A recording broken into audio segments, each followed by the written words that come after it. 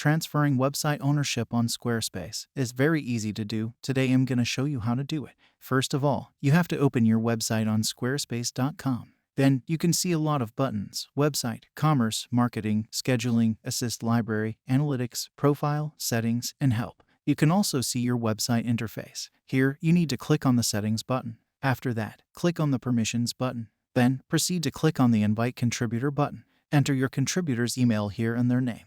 If you want to grant complete access to your website, click on administrator to turn it on.